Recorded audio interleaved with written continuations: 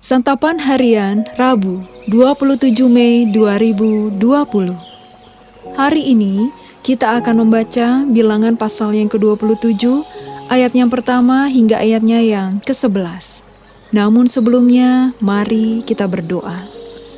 Dengan tentram kami mau mendengarkan sabdamu. Di dalam kasih-Mu Yesus, kami berdoa. Amin. Bilangan 27 ayat 1-11. Kemudian mendekatlah anak-anak perempuan Zelafehat bin Hefer bin Gilead bin Makhir bin Manasye dari kaum Manasye bin Yusuf. Nama anak-anaknya itu adalah Mahla, Noa, Hogla, Milka, dan Tirza.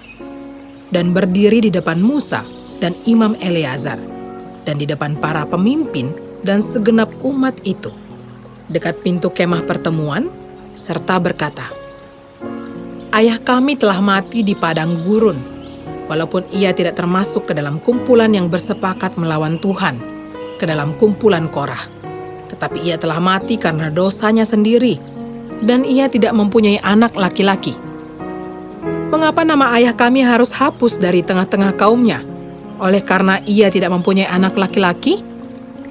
Berilah kami tanah milik di antara saudara-saudara ayah kami." Lalu Musa menyampaikan perkara mereka itu ke hadapan Tuhan. Maka berfirmanlah Tuhan kepada Musa, "Perkataan anak-anak perempuan Zelafehat itu benar. Memang engkau harus memberikan tanah milik pusaka kepadanya di tengah-tengah saudara-saudara ayahnya. Engkau harus memindahkan kepadanya hak atas milik pusaka ayahnya.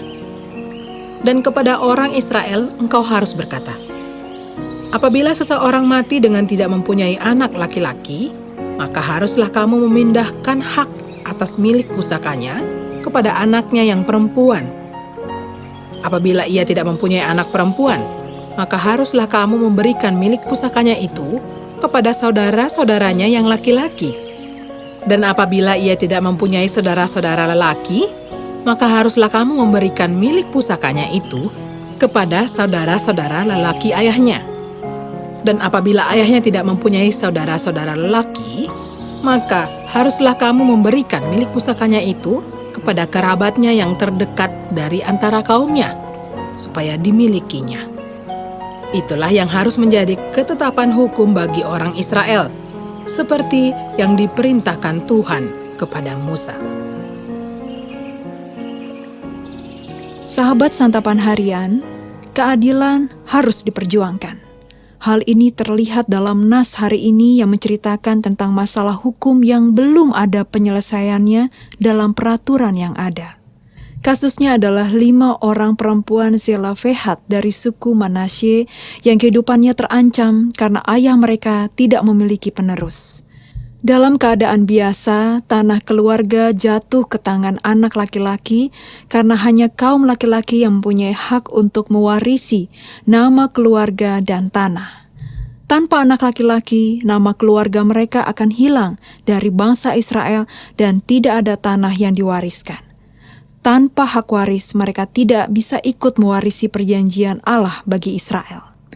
Hal inilah yang membuat kasus anak perempuan ini mendesak sekali untuk direspon. Mereka memohon keadilan Tuhan. Mereka tidak ingin menghilang dari umat Tuhan. Hal yang menarik adalah Tuhan memenuhi permintaan mereka sehingga Ia memunculkan peraturan baru. Kaum perempuan pun dapat mengklaim hak dan nama keluarganya supaya tidak terhapus dari masyarakat. Kondisi ini menunjukkan keadilan Allah. Bagi Allah, laki-laki dan perempuan memiliki hak yang sama. Kasus ini membantu kita untuk berlaku adil kepada siapapun. Laki-laki atau perempuan memiliki hak yang sama dalam masyarakat. Di dalam berkat perjanjian Tuhan, tidak ada seorang pun yang ditinggalkan. Seperti kelima perempuan ini, kita pun perlu memperjuangkan keadilan, baik untuk diri sendiri maupun mereka yang berhak mendapatkan bagiannya. Mari kita bersyukur, karena Allah kita bukanlah Allah yang membeda-bedakan manusia.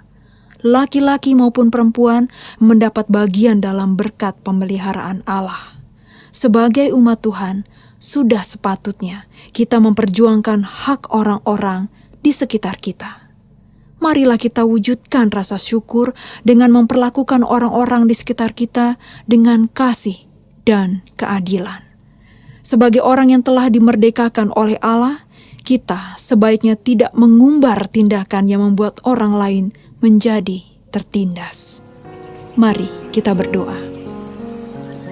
Mampukan kami ya Allah untuk berlaku adil kepada siapapun. Di dalam cinta-Mu Kristus, kami berdoa. Amin.